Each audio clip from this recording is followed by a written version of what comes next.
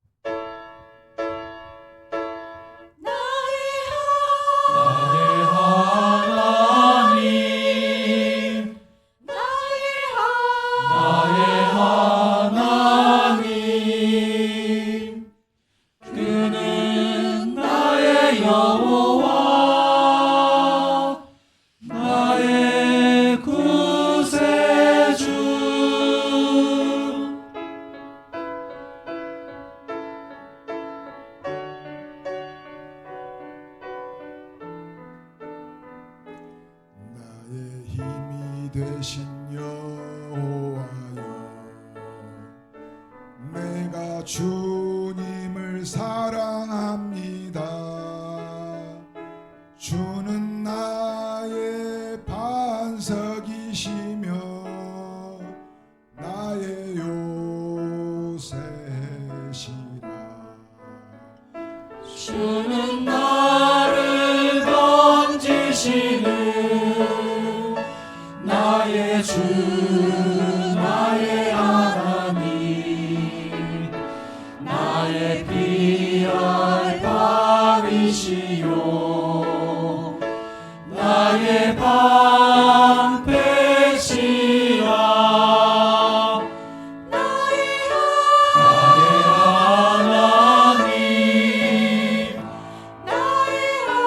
나의 하나님, 구원의 뿌리시요 나의 산성이라. 나의 하나님,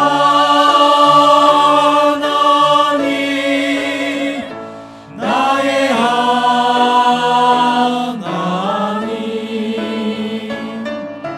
그는 나의 여호와, 나의 구세주, 나의 생명 되신 여호와여, 내가 주님을 찬양합니다. 주는 나의 사랑이시며 나의 의지시라. 주는 나를 이끄시어 주의 길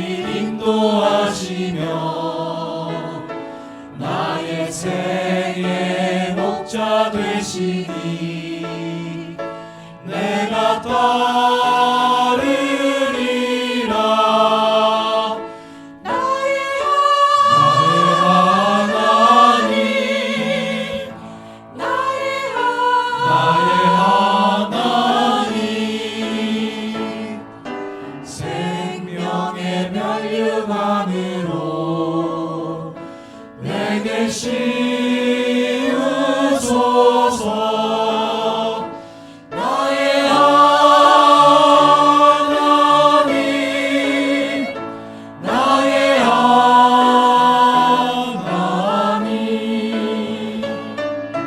그는 나의 여호와,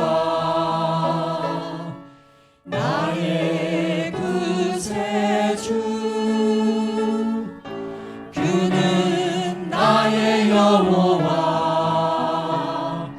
나의 구세주.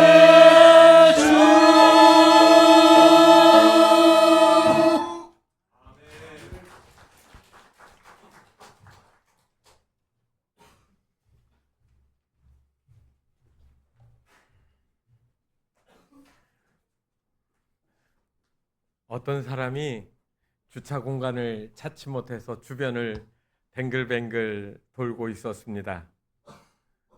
그래서 결국은 찾지를 못하고 주차 금지 구역에다가 차를 세워 놓게 됩니다.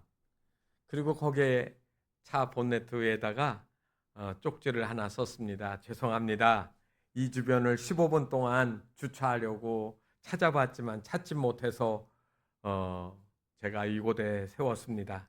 지금 차를 여기에다가 주차하지 않으면 제가 일자리를 잃게 되어집니다. 그리고 그 밑에다가 성경 한 구절을 써놨습니다. 우리 죄를 사하여 주옵시고. 잠시 후에 그 구역을 관리하던 주차 관리하시는 분이 와보니까 불법 주차를 하고 있지 않습니까? 그리고 그 모양을 보고 쪽지를 써서 주차 위반 딱지를 붙이고 그리고 거기에다 자기도 조그맣게 메모를 했습니다. 저는 이 구역에서 15년 동안 주차 구역을 관리하는 관리인입니다.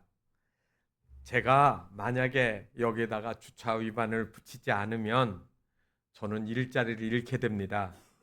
그리고 나서 성경 한 구절을 이분도 썼습니다. 우리를 시험에 들게 하지 마옵시고. 여러분, 다 사람은 자기마다 처한 환경이 있기 때문에 자기의 입장에서 생각을 합니다. 그래서 그 사람이 가지고 있는 생각 그리고 그 사람의 입장, 이러한 가치관들이 서로 충돌하면 서로 보는 생각, 하는 행동들이 달라지게 마련입니다. 성경에도 보면 바로 그러한 이야기들이 많이 나옵니다.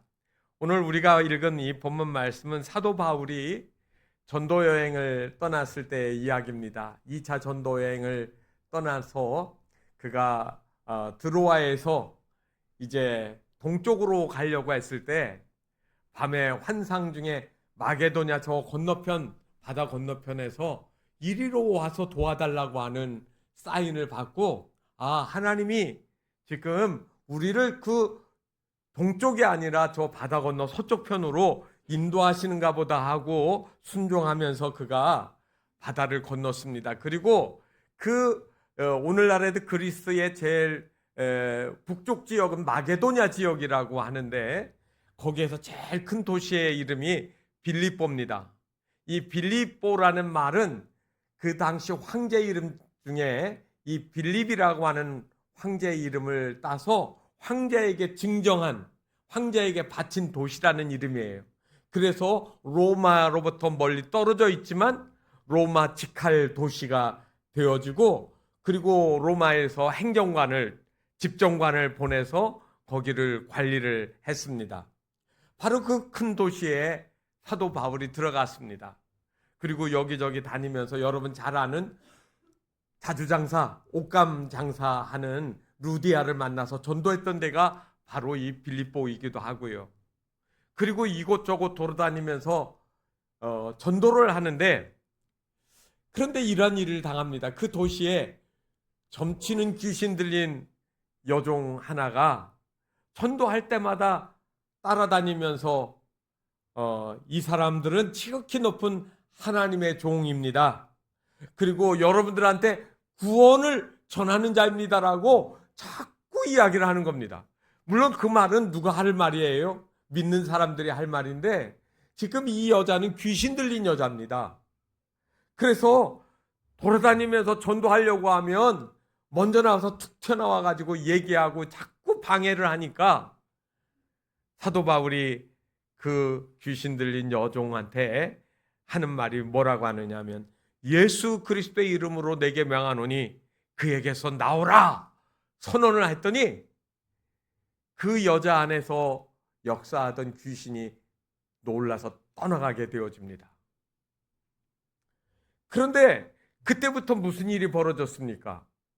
귀신의 힘을 빌어서 점을 치던 여자였는데 귀신이 떠나가게 되어지니까 더 이상 점을 칠 수가 없습니다. 다른 사람의 미래와 인생을 설명해 줄 방법이 없는 거예요.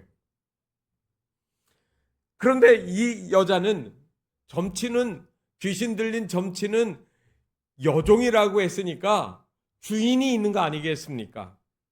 그런데 성경에 보면 그 여자에게는 주인들이라는 말이 나옵니다.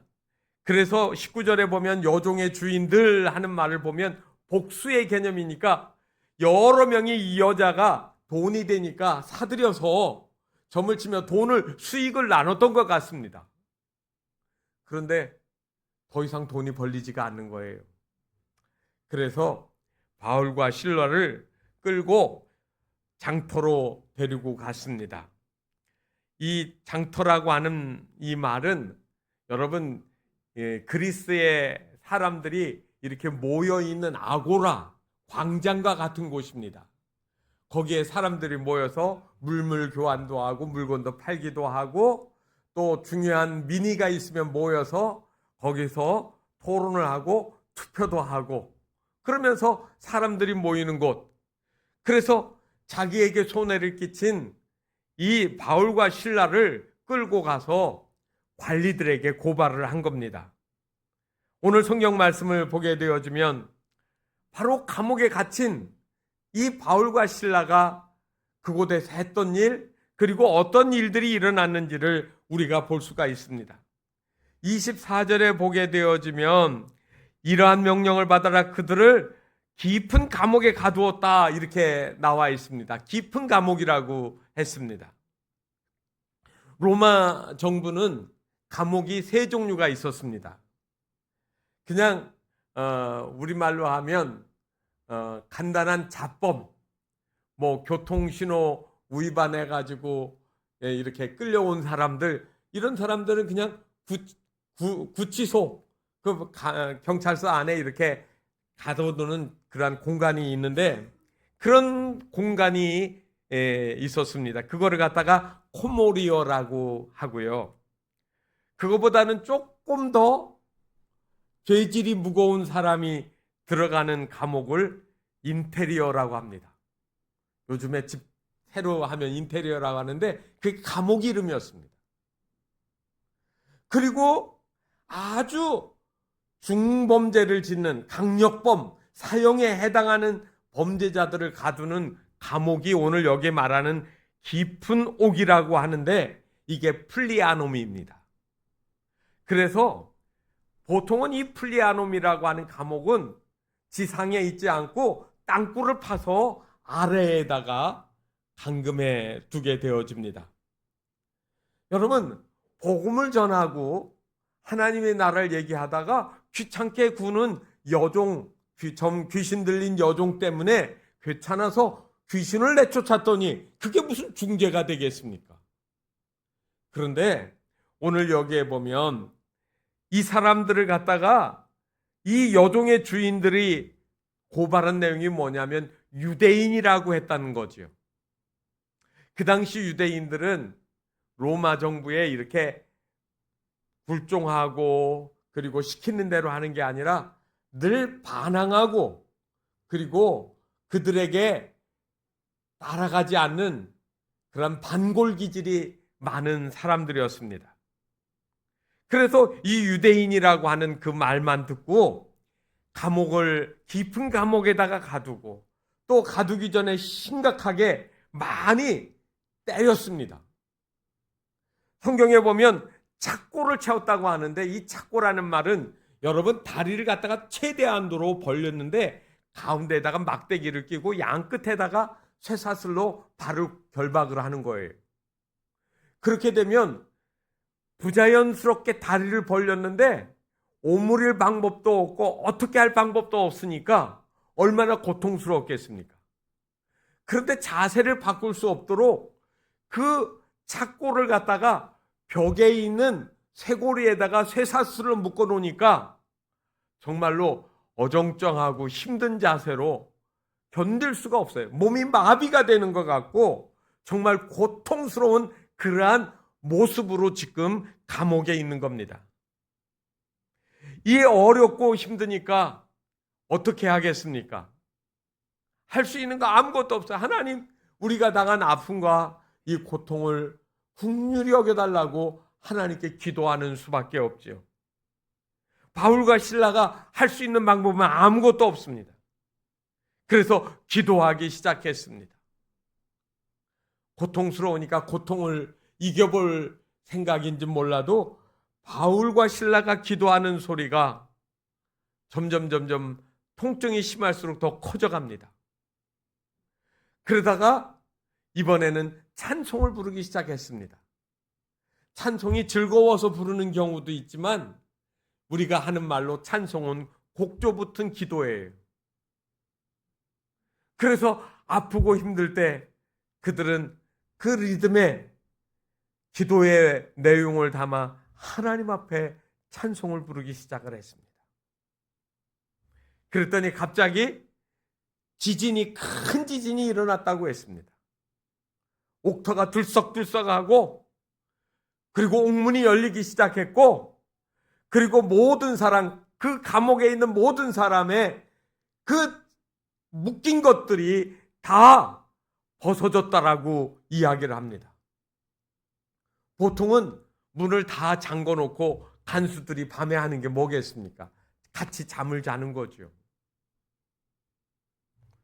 그런데 자다가 지진이 나고 막 여기저기서 소리가 나는데 보니까 옥문이 활짝 다 열려 있습니다.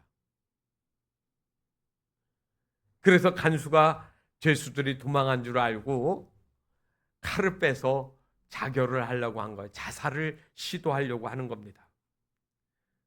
그런데 안에서 소리가 들립니다. 내 몸을 상하지 말라. 우리가 다 여기 있다. 한 사람도 도망하지 아니했다라고 소리가 들립니다. 그래서 간수가 등불을 달라고 해서 뛰어 들어갔습니다. 보니까 거기에 그렇게 지난 날 매맞고 그리고 착고에 있어야 될 바울과 실라가 오간에 반듯한 자세로 앉아 있는 겁니다. 그래서 이 간수가 두렵고 떨리는 모습으로 오늘 여기에 보니까 바울과 실라 앞에 엎드렸다라고 했습니다. 그리고 질문합니다. 선생님들이요, 내가 어떻게 하여야 구원을 얻겠습니까? 여기 선생님이라는 말을 여러분 우리말로 쓰면 말 그대로 선생님이에요. 그런데 헬라어 성경에 보면 쿠리오스, 주라는 말을 썼습니다. 제가 전에도 여러 번 말씀을 드렸지만 로마가 지배하는 체제하에서 이 주라는 말은 자기 집 주인한테도 쓰던 말이었는데 후기에 갈수록 누구에게만 쓰게 했느냐면 황제에게만 쓰게 했던 말입니다. 그런데 지금 이 간수는 그 주라는 말을 갖다가 바울과 실라한테 주라는 말을 쓰고 있는 겁니다. 신분이 뒤바뀌었나요? 그렇지 않습니다. 그런데 이 간수는 지금 두려움에 내가 어떻게 하여야 구원을 얻겠습니까? 라고 질문합니다. 여러분, 예수 믿는다라는 것은 무슨 말인가요? 지금까지 내가 붙잡고 있던 가치관, 내가 의지하던 가치관을 바꾼다라는 의미가 되어집니다. 예수를 믿는다라고 하는 이 말은 이제는 예수가 나의 삶을 지배하고 다스린다라고 하는 그런 말을 거기에 담고 있는 것이죠. 여러분, 이 변화되어지는 가치관이 없으면 구원이 없습니다. 오늘 성경 말씀이 그렇게 나와 있잖아요. 주 예수를 믿으라. 그리하면 너와 내 집이 구원을 받으리라. 내가 구원받기를 원하느냐? 어떻게 하여 구원받겠습니까? 라고 질문했다면 내 주인, 이것이 내 주인이라고 여기고 살아왔던 그것에서 예수가 내 주인이라고 그렇게 바꾸지 않으면 구원이 없다라고 하는 말입니다. 오늘날 많은 사람들이 이 가치관을 바꾸기가 참으로 힘들어합니다. 내가 붙잡고 살고 의지하고 여지껏 가졌던 이 가치관들이 어느 날 갑자기 안 바뀌는 것이지요. 오늘 성경에는 바로 잘못된 가치관에 지배되고 살아가는 그러한 사람들을 볼 수가 있습니다. 오늘 첫 번째로 우리가 보게 되어지면 앞부분에 나와 있는 이야기이긴 하지만 귀신 들린, 점치는 귀신 들린 여종이 바로 그러합니다.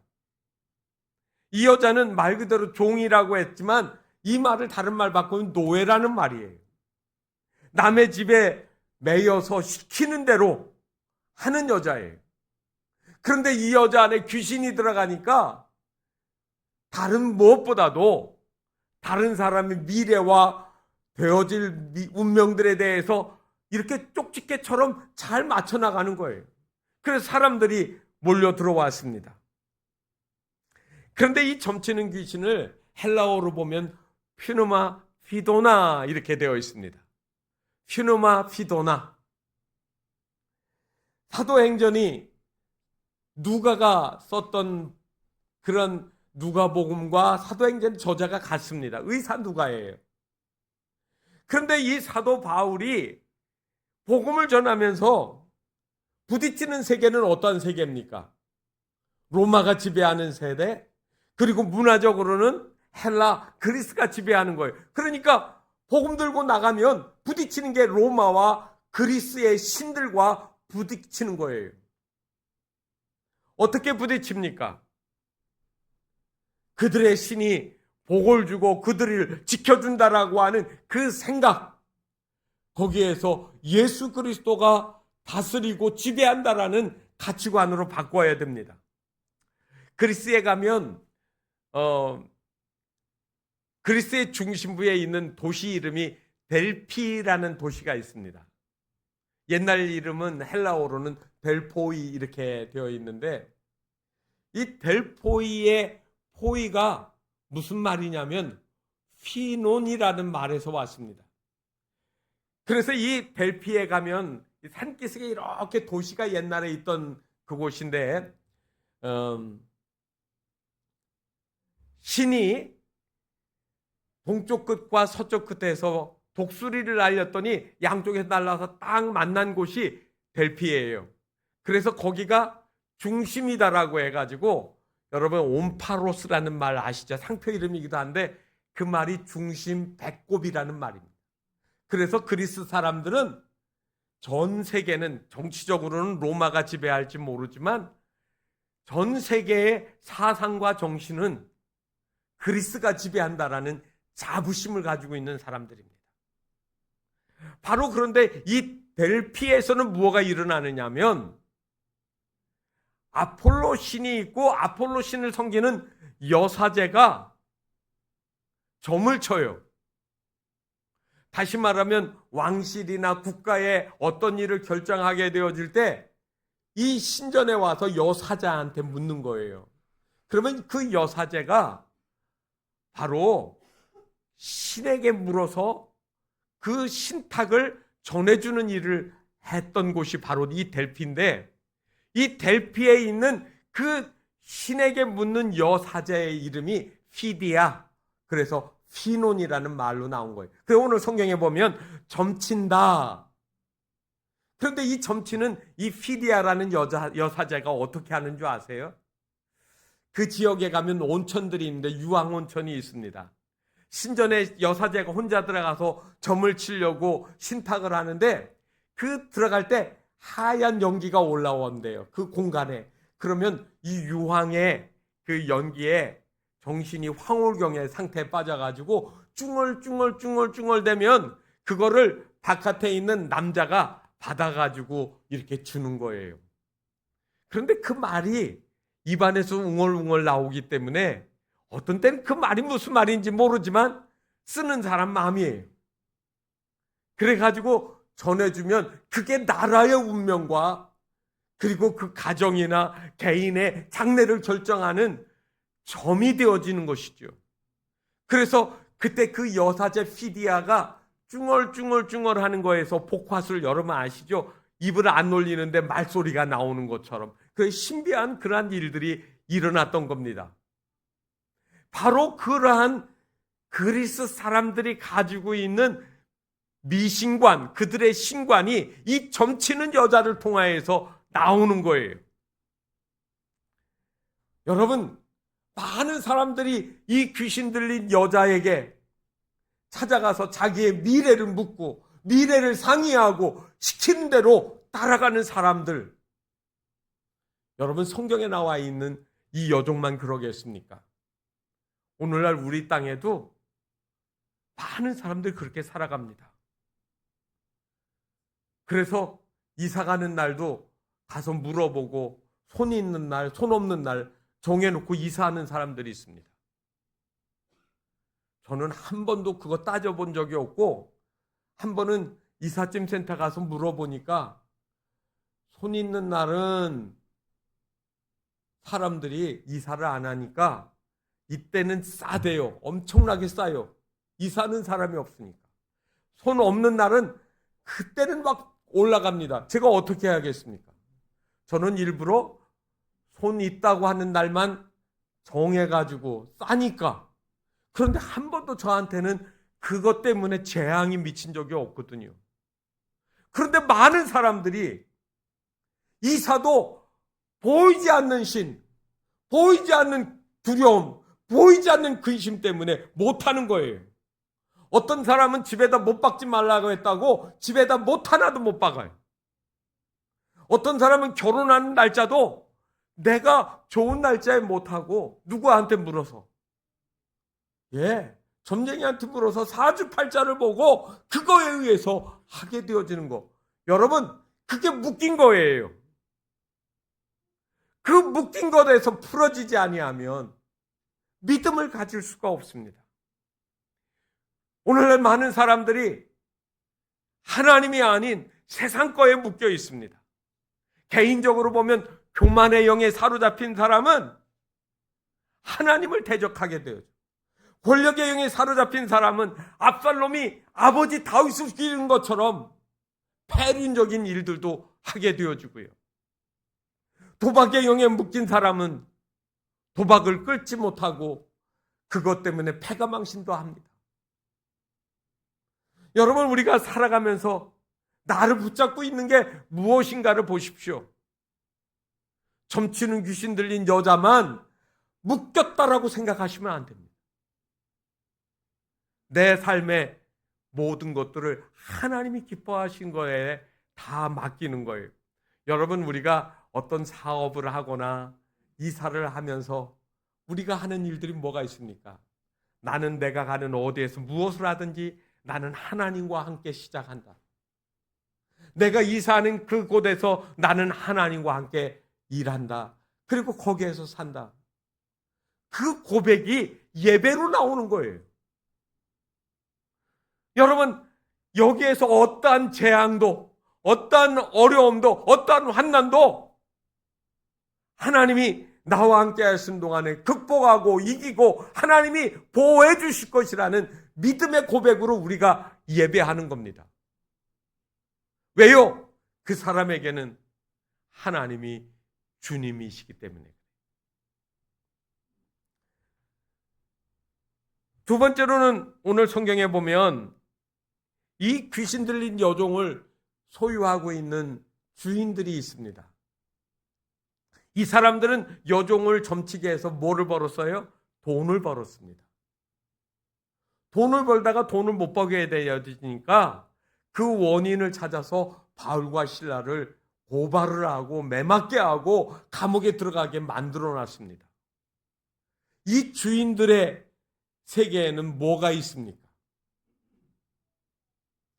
다른 말로 하면 이 여종의 주인들은 말이에요, 돈, 물질이 그들의 삶을 지배하고 있습니다. 여러분, 돈을 상징하는 그 용어가 있습니다. 만몬이라는 겁니다. 만몬. 그래서 황금 숭배하는 사람, 만모니즘, 만몬의 신은 그 물질적인 풍요를 가져다 주는 그거를 내가 붙잡고 사는 거를 이야기하지요. 누가 주인입니까? 이 여종을 소유한 것들은 그들이 주인일지 몰라도 그 사람들을 지배하고 있는 그거는 물질의 신이에요. 마태복음 6장 24절에 보게 되어지면 너희가 하나님과 재물을 겸하여 섬기지 못한. 여러분, 재물이, 돈이 왜 나쁘겠어요? 돈 자체에는 그것이 좋다 나쁘다가 아닙니다. 돈을 사용하는 사람이 어떻게 사용하느냐, 그것이 달라 있어요. 여러분, 칼이 나쁘냐 좋으냐가 아닙니다. 칼을 어떻게 사용하고 누가 어떻게 사용하는지에 따라 달라지죠. 강도가 칼을 들고 남의 집에 뛰어들어가면 그 칼은 흉기가 되어지고 나쁜 거예요. 그러나 그 칼을 가지고 집에서 어머니가 요리를 해가지고 자녀들에게 좋은 것들을 만들어서 준다고 할 때 그 칼은 나쁜 게 아니잖아요. 그런데 많은 사람들이 물질을 갖다가 거기에다가 신격화시키는, 물질이 나를 살리고 물질이 나에게 복이 되고 물질이 없으면 나는 죽고, 이러한 절대 개념을 거기에다가 두는 거예요. 그래서 돈 하다가 돌아버리죠. 부모도 몰라보고 이웃도 없고 형제도 없습니다. 여러분, 우리가 하나님 앞에 나올 때 헌금을 한다고 합니다. 여러분이 없어서 못하는 거, 그건 상관없습니다. 그런데 우리가 정말로 이 물질을 내가 가지고 사는 필요한 것인데 이 필요한 것을 하나님이 공급해 주신다. 나는 이 물질을 가지고 선한 일을 할 것이라고 하는 다짐을 하면서 우리가 하나님 앞에 드리잖아요. 상징적인 것들이에요. 나는 물질로 살지 않습니다. 나는 하나님을 믿으며 삽니다. 하나님이 내게 생명 되시는 주님이심을 저는 믿습니다라는 고백을 담아서 하는 것이 우리의 헌금이에요. 우리는 돈에 지배되지 않는다라는 그 마음을 가지고 있습니다. 그런데 이 신앙의 감격과 기쁨이 만몬의 영에 사로잡히게 되어지면 물질 중심으로 살아가는 겁니다. 성경에 보게 되어지면 가룟 유다가 그런 사람입니다. 가룟 유다는 예수님을 3년 동안이나 따라다녔습니다. 배웠습니다. 자기도 기적을 행했고 기적의 현장에 늘 있었습니다. 오병이어의 기적을 일으킬 때 12명의 제자가 다 그것을 똑같이 했습니다. 베드로가 무리를 걸을 때 그것을 눈으로 자기도 보았습니다. 소경이 눈을 뜰 때 예수님을 따라다니며 보았습니다. 그런데 절대적인 주님을 갖다가 그런 그의 삶의 중요한 순간에 돈하고 바꾸는 거예요. 대제사장과 서기관들, 바리새인들이 예수님을 싫어하면서 예수를 어떻게 했는지 죽이려고 하는 걸 알고 예수를 팔겠다라고 결심을 한 거죠. 19절에는 오늘 말씀을 보게 되어지면 관리들이라는 사람들이 나옵니다. 여종의 주인들이 자기의 수익의 소망이 끊어진 것을 보고 바울과 실라를 붙잡아 장터에 있는 관리들에게 데리고 갔다. 헬라어에서 이 관리란 말 아르콘, 당국자라는 말이거든요. 그러면 거기에서 고발하면 바로 집정관을 만나는 건 아닙니다. 아마 그 행정관서에 경찰서로 가면 일단 하급 경찰관들을 먼저 보겠죠. 경찰서장을 보는 게 아니라. 그런데 바로 이 관리들이 누구냐면 릭토르라고 하는 사람들입니다. 그래서 로마의 고위 행정관들을 경호하고 맡겨진 임무를 수행하는 하급 관리들을 릭토르라고 했습니다. 릭토르라는 말의 뜻은 뭐냐면 방망이를 여러 개 들고 다니는 사람, 이런 뜻입니다. 다시 말하면 이 방망이를 들고 다니면서 경찰이 들고 다니는 곤봉처럼 그런 걸 들고 다니면서 사회 질서를 유지하는 책임을 가지는 것이죠. 로마 정부가 세계를 지배하면서 가장 신경 쓴 것이 사회 질서입니다. 로마의 법제도 안에서 사회에 반란과 그런 어떤 질서를 깨트린 일이 없으면은 평화를 보장해 주지만, 만약에 로마에 반항을 해서 소요를 일으키거나 반란을 일으키면 가차없이 죽이는 겁니다. 바로 그때 사용한 것이 무기예요. 릭토르가 사용하는 이 몽둥이 막대기에는 도끼까지 같이 달려 있습니다. 바로 이 릭토르가 지금 바울과 실라를 때리고 가두어 둡니다. 이 사람들은 무슨 생각을 가지고 있었을까요?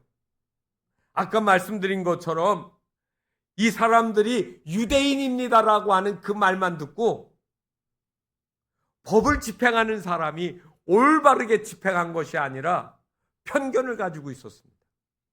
유대인이야? 그럼 말할 것도 없어.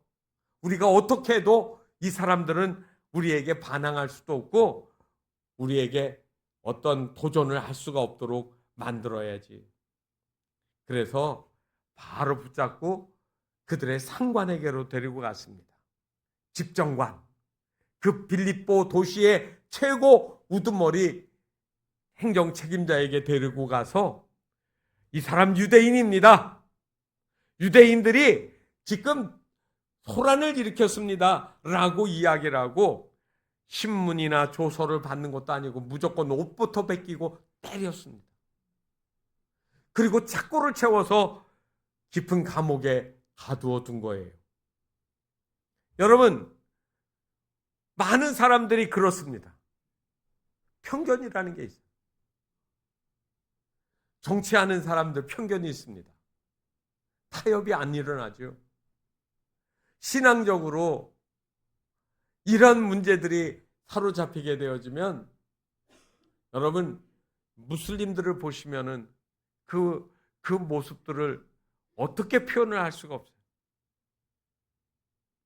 수많은 사람들을 죽이고 또 죽이면서 나쁜 짓을 반복하면서 하는 것이죠.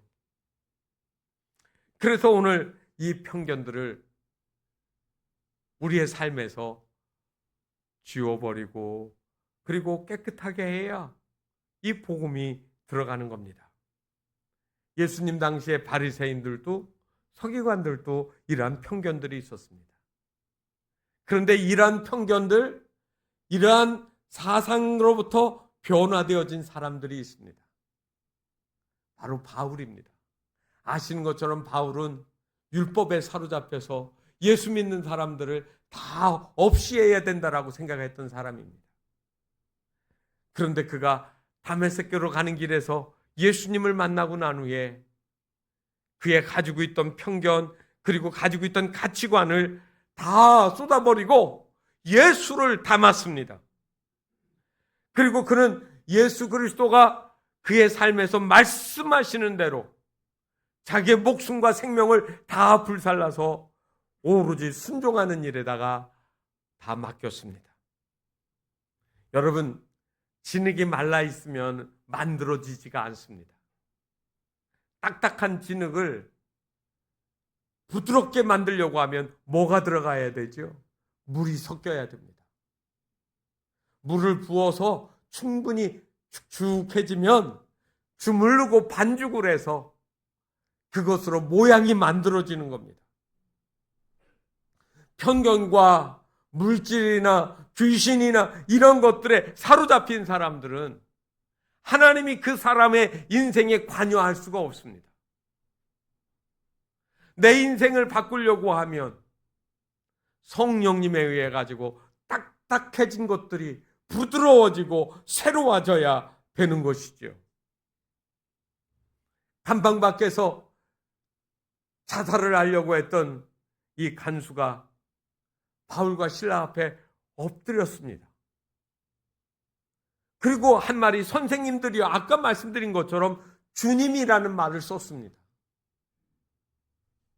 그동안은 로마의 정치지도, 군사제도 이런 거에 의해 가지고 거기에 주는 대로 따라가던 그 인생을 지금 예수 믿는 하나님의 사람 바울 앞에서 주라는 말을 쓰게 되어지는 거죠.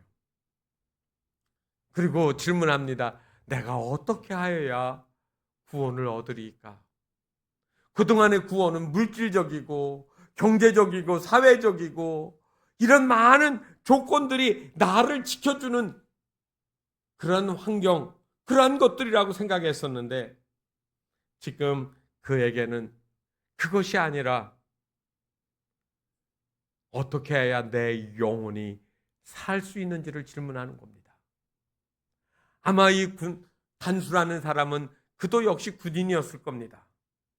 전쟁에서 사람이 죽어나가는 걸 많이 보았습니다. 그도 군인이었으면 자기도 사람들을 많이 죽였을 겁니다.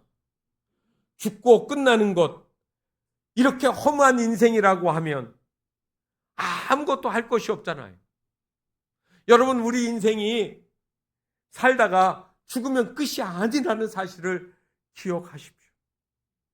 죽으면 끝이 아닙니다. 우리에게는 영원한 하나님의 나라가 있습니다.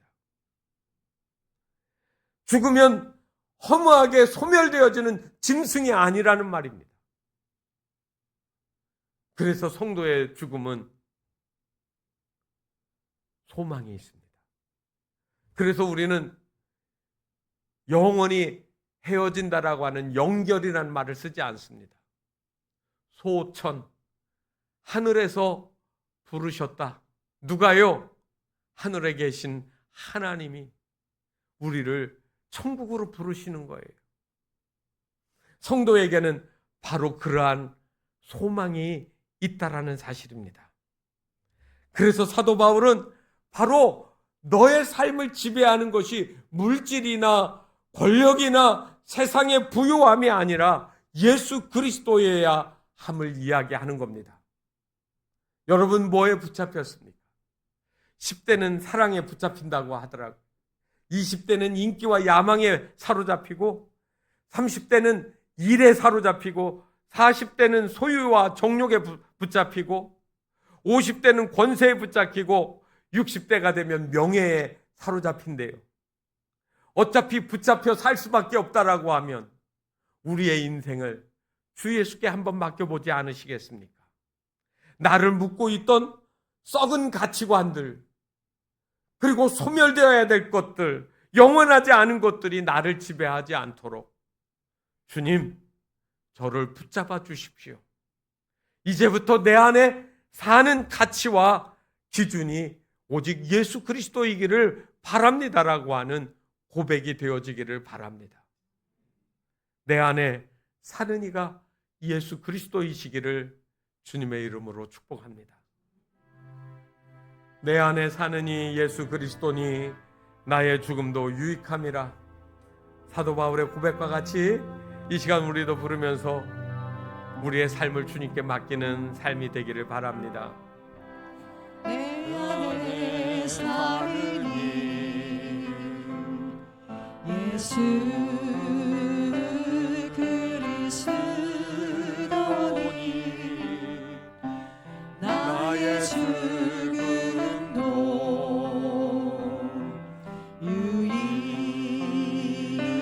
유익함이라.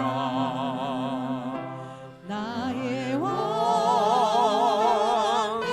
노래 내 생명 또 내 기쁨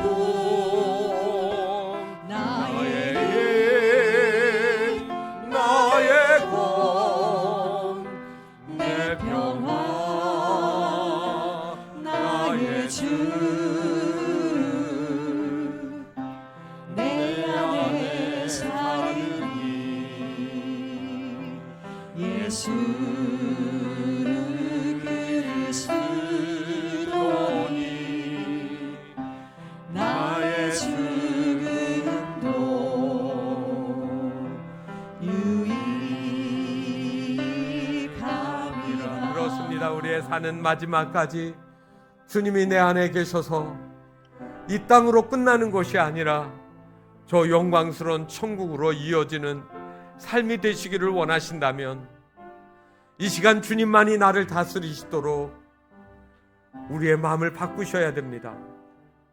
헛된 가치관, 헛된 물질, 헛된 권력, 헛된 야망, 헛된 욕심들이 예수 그리스도로 인하여 바뀌어지는, 그리고 하늘의 소망의 문을 활짝 열어놓고 살든지 죽든지 그리스도만 존귀하게 되는 삶이 되게 해달라고 이 시간 우리 함께 잠깐 기도하시겠습니다.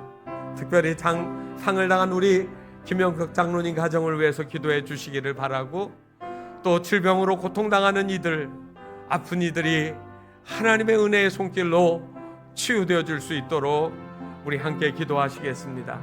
거룩하신 하나님 아버지, 이 시간 우리에게 하나님 가까이 오셔서 하나님 아버지 내 주인이 누구인지를 깨닫게 하시고 내가 바뀌어져야 되고 고쳐야 될 부분이 무엇인지를 다시 돌아볼 수 있는 저희들 되게 하여 주시옵소서. 하나님 아버지, 내 미래와 내 삶이 귀신의 손에 사로잡혀져 있는 것이 아니라 하나님의 거룩한 손길에 사로잡혀서 믿음으로 살게 하시고, 하나님 아버지 기도하며 소망 중에 하늘의 문이 열려지는 그러한 영적인 삶이 이루어질 수 있도록 하나님 인도하여 주시옵소서. 하나님 아버지, 특별히 이 땅의 삶이 다 마치고 주께서 부르셔서 저 하나님 영광스러운 처소로 이제 하나님 귀한 장로님 불러주셔서 감사하거니와, 이 땅에 남아있는 우리들이 하나님 그러나 하늘의 소망을 저희들도 다 가질 수 있도록 은혜를 내려 주시옵소서. 그리하여 살든지 죽든지 내 몸에서 그리스도만이 존귀하게 되어지게 하시고 구원의 은혜와 기쁨과 감사를 하나님 아버지 저희들이 가지며 살아갈 수 있도록 인도하여 주시옵소서. 하나님, 질병으로 고통당하는 연약한 교우들을 이 시간 주의 권능의 손으로 고치셔서 하나님 아버지 질병의 악한 병마들이 물러가게 하시고 그리스도 예수의 능력이 그 안에서 살아 역사하여 질병을 고치며 구원하여 주시며 살리시는 역사가 저희들 가운데 나타나게 하여 주시옵소서. 오늘도 이 예배를 통하여 하나님 아버지 내 주인이 오직 주님이심을 기다리며 소망하는 저희들에게 하나님의 역사하심이 하나님 아버지 분명히 확실히 드러나는 그러한 기쁨으로 가득 차게 인도하여 주시옵소서. 우리 주 예수 그리스도의 이름으로 기도하옵나이다. 아멘.